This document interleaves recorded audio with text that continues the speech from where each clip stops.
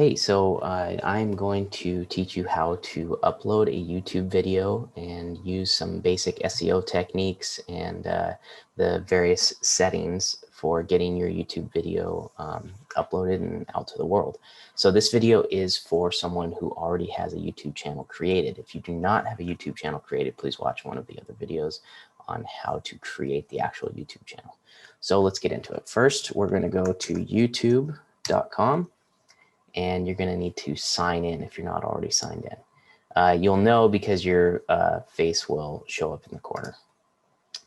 So let's sign in.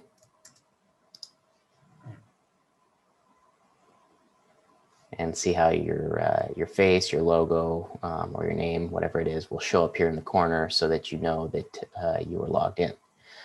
So what we are going to do is see this little button here in the corner with the plus sign in the video. That is for uploading. It says create when you scroll over it, but that's for actually uploading a video. And you could do a live video, but we're not going to do that today. We're just going to simply upload a video.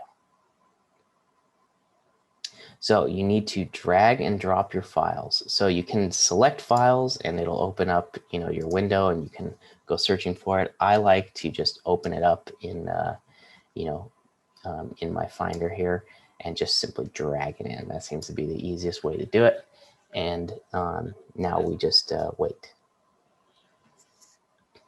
So as it's uploading, we can start changing some of the settings. And if you don't want to do any of the settings, you wanted a private video, you don't have to do any of these things. The only thing I think they make you do is setting the age restriction, and that's about it. But it's best if you want your video to show up, you need to tell Google or YouTube what it is to show up under.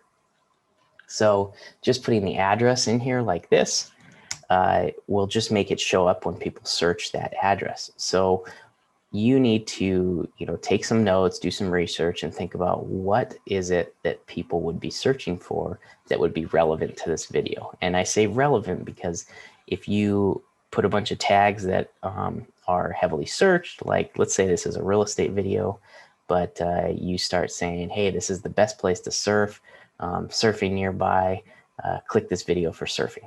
And there's no surfing involved, I think people searching for surfing are going to be a little disappointed when they get to the video. And what will happen is they'll click the video to watch, but then they'll click away right away, or they'll dislike it. And those things will bring your ranking down. So your goal is to get people interested in your specific video and to watch it to the end and interact with it and share with it, because that shows YouTube and Google's algorithm that this video they are watching is relevant to their searches and they're doing a good job. It's like positive reinforcement to the robot.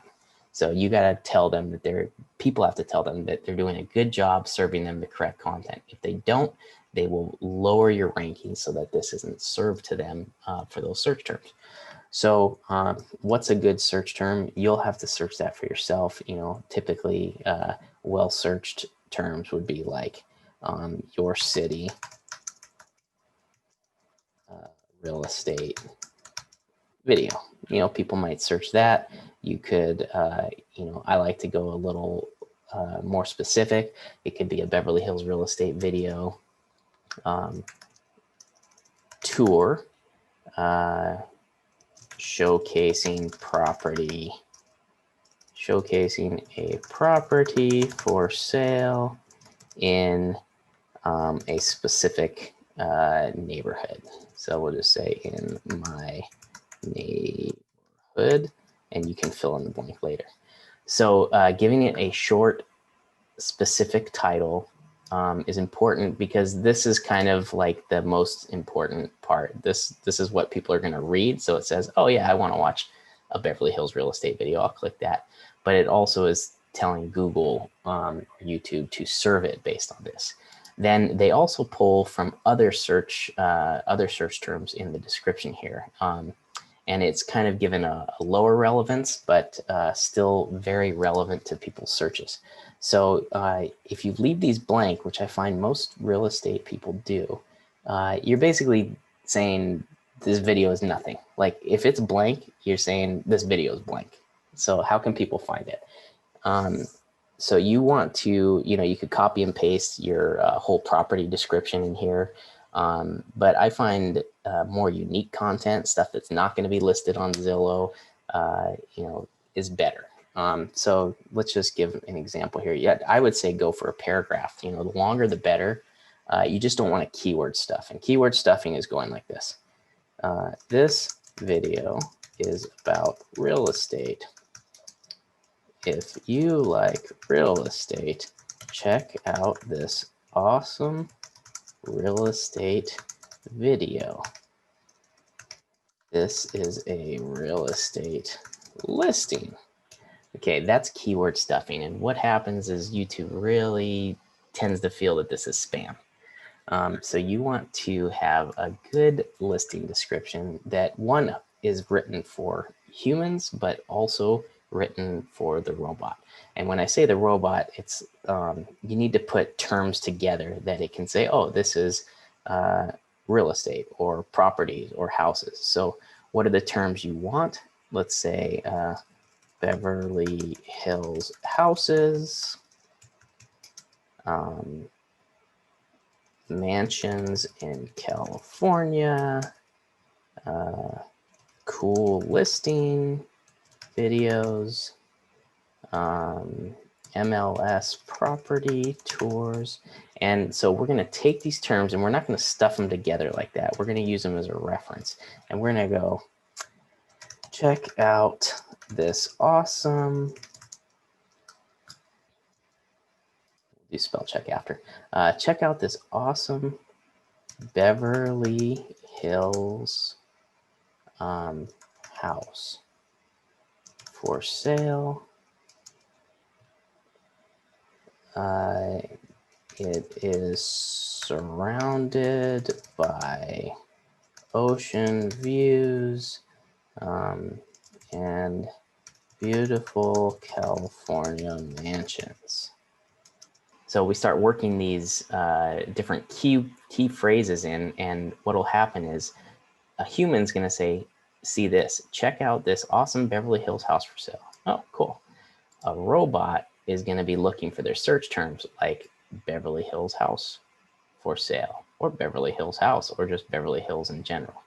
It's probably not going to piece together Beverly mansions, so they're looking for, key phrases together.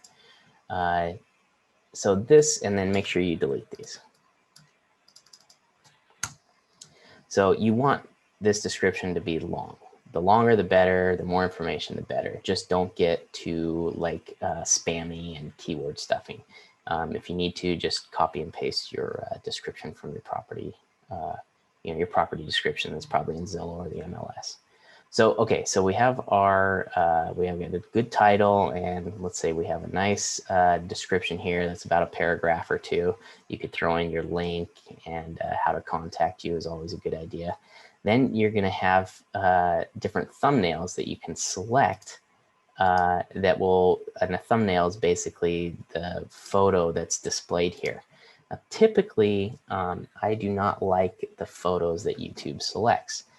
So I do a custom uploaded thumbnail. So basically you just click here and you can select a custom photo to be, the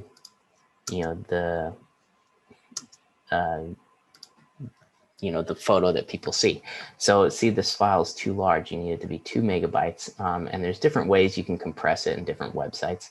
We can do another video about that later.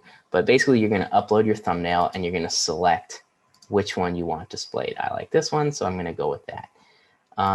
You don't have to put it in a playlist, but I tend to like putting things in playlists just for searchability purposes, because people do search playlists, and playlist kind of is like an extra tag that tells Google, oh, this is about real estate videos. It's in the real estate video folder. Then you need to get in, and this is one of the requirements. I think they force you to answer this. Is it made for kids? Even though it's not like something that kids can't watch, I just put, no, the video is not made for kids. Are there age restrictions? No, there's no age restriction for this one. If you have like wine or something in it, you might want to think about putting an age restriction. So we go to more information. Does your video contain paid promotion, like a product placement, sponsorship, and endorsement? Not really, because you're doing a real estate listing video, but I do it anyways because just, it doesn't really matter. And adding your tags. So this is basically where you can keyword stuff. So remember all those things we deleted that we didn't want up here in our description to make it look spammy? This is where you can get spammy. And you're going to separate them by commas. And you want to do, I tend to start with my longer tail keywords, which would be like, 3 letters, 3 words or 4 words. And then I start narrowing it down to, 2 words, then the 1 word main thing. So let's say we want to go California houses for sale. Then I'm going to say California houses and maybe houses for sale, because these are just different tags and search terms that might, show relevance when people are searching houses for sale or California houses for sale. And then I might just narrow it down to specifically California for someone just searching California and someone just searching houses. And you need to do the research on what are relevant searches in your area and what you want to show up for. Do you want to show up for someone just searching for California houses?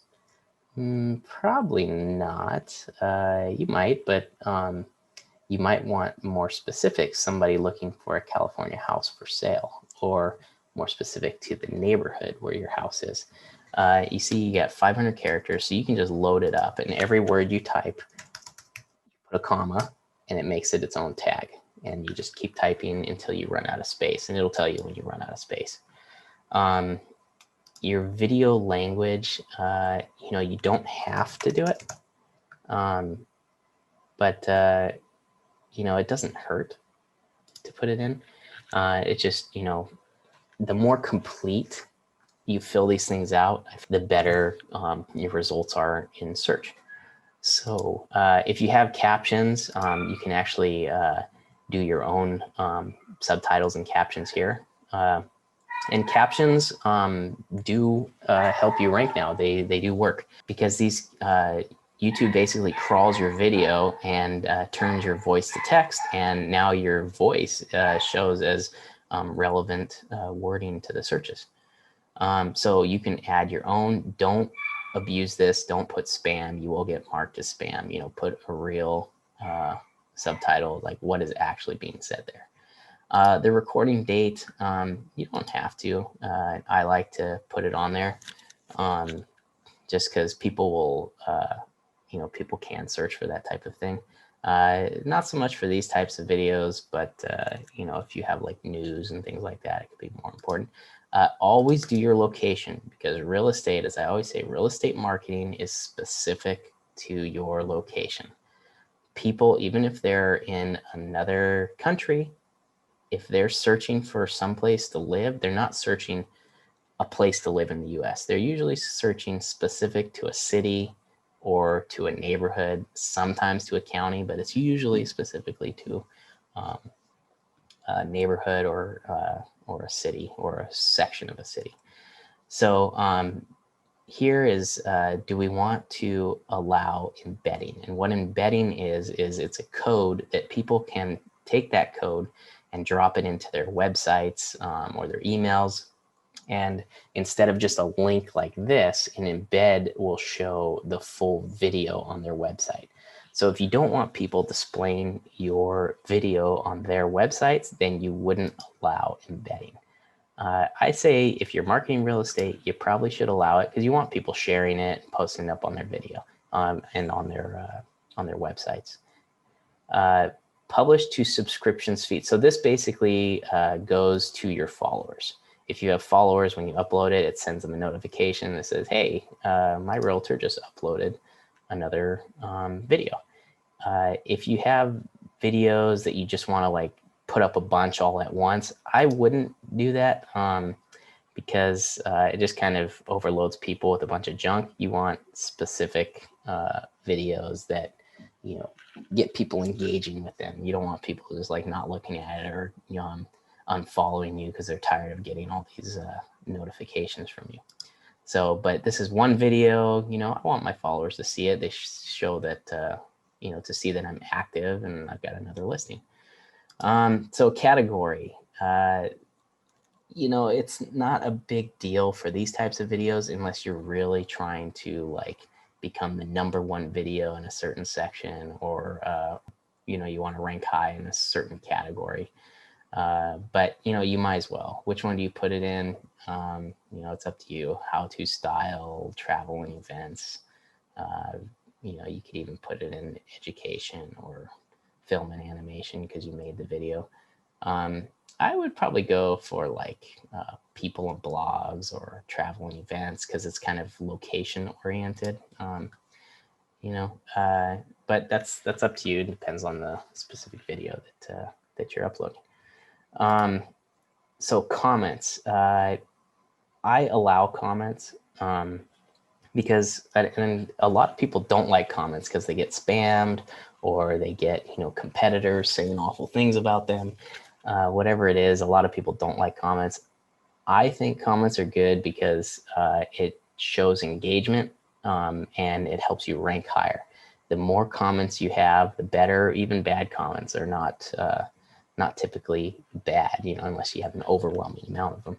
But I like to allow comments, and I just hold potentially inappropriate comments for review. And what that does is, if it seems like a spammy thing, or they hit certain key phrases that trigger their censorship, it will send you a notification to say, like, is this, you know, do you want to display this comment or not?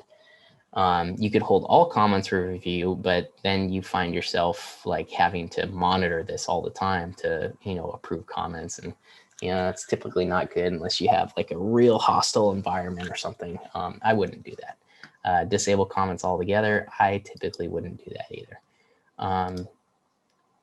You know, sorting them, it's not a big deal. So show how many viewers like and dislike this video. And I know a lot of people get hesitant, like, well, what if someone dislikes it? It doesn't matter. Just do it, show it. I think it's good. I think it's helps with relevant searches also. And really what YouTube's algorithm looks for is engagement. So a like and a dislike is engagement. Now, if you get like tons of dislikes and no likes at all, and, you know, it might be like, okay, you got 1,000 or a couple hundred dislikes, this video might be spammy. We probably will take it down or review it or put it down in the rankings. But if there's, you know, an equal amount of likes and dislikes, or a lot more likes, you know, it's not bad to have dislikes. Why do people do it? I have no idea. But, you know, it's not the end of the world. And it's an okay thing because they're actually boosting your SEO every time they do that. So, okay, so we got everything loaded here. You have your link. So really, we're not done yet. But you have your link. You could actually copy it here. Just click to copy the link and save it, or you know, put in your email now before you move on. But let's move on. So you click next, and here are your video elements. You can add an end screen, which could be like an ad. You know, you could put like text in there that says, you know, thanks for watching, or you know, you can put different links and, you know, add elements and select which time you want it at. That can all be done here. So down on your timeline, this is just like a video editor timeline. You can kind of drag it to be like, oh, I don't want it to start until, you know, 35 seconds, and I want it to end at, you know, 1:35 seconds. So I have this thing running here. I'm not going to save that, but then you can add cards, and cards are not a bad idea if you want to generate subscriptions or get people clicking on your content.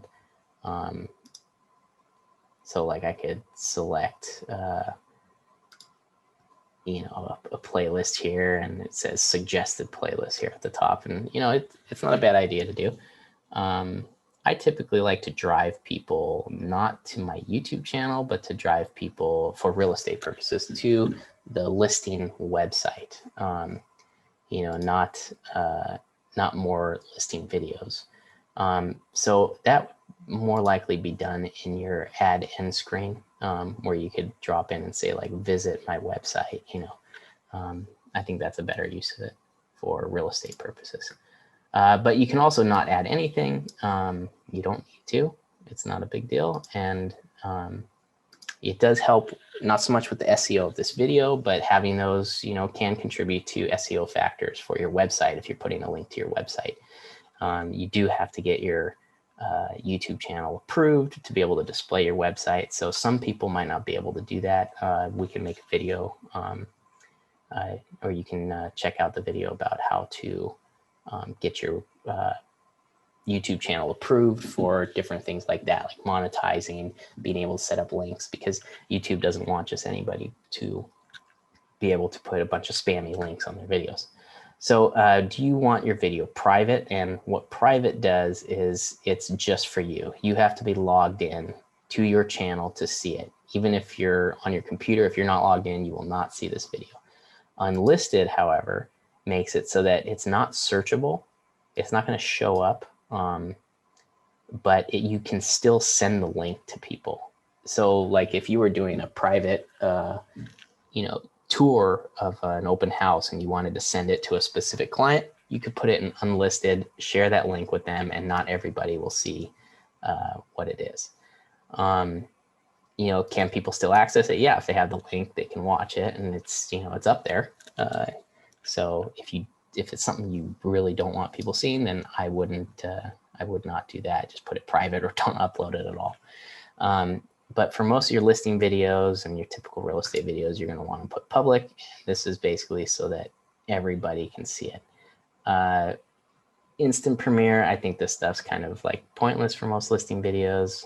Typically people, you know, you don't have like a couple thousand people waiting on pins and needles to see your real estate video. You just got to put it up there and, you know, get it going in your marketing. So when you set your videos in instant premiere, you and your viewers can watch it together at the same time. It's kind of like scheduling and setting the time that you don't need this for listing videos. So scheduling I do like, because when you upload your video here, it is getting processed and showing not full quality. So if you do have a lot of followers, or you have an area that's getting a lot of searches for this type of video, you don't want really people to search it and find the low quality version of the video that hasn't been totally uploaded in full quality yet. So I do scheduling, and you know, you can schedule for any time, any date that you want, so that when, you know, if you do it like a couple hours out, your video should be fully like full quality and uploaded. And again, you don't really need to set it Premiere for typical real estate videos. Before you publish, check the following. Do kids appear in this video? Make sure you follow the policies. And, you know, this is just, you know, follow the policies. Don't be a terrible person. that's basically, but you can click to learn more and read about it. So I don't want to schedule it today. I just want to save and publish just for the purposes of this. But typically you're going to schedule it unless you need to send it right away. If you schedule it, your video is not going to be available until the scheduled time. So if you need to send it out right now, you need to get a video up, you're going to click save and publish. You're going to put it as public. You know, I'm not going to check that. I typically don't. And now we have our link, and we're going to click publish. And here we are. So we have the videos there. You can share it and all these different things. You know, you don't need, you can just copy the link too. It's the same thing. Basically, it's just sending that link to these things here. So let's click the link, and we can see our videos here. So see, it's not full quality. We get a lot of, you know, pixelation, and when this is actually like a 4K video. So so it's just not it's not as good. But how do we? So we can go back to our channel here.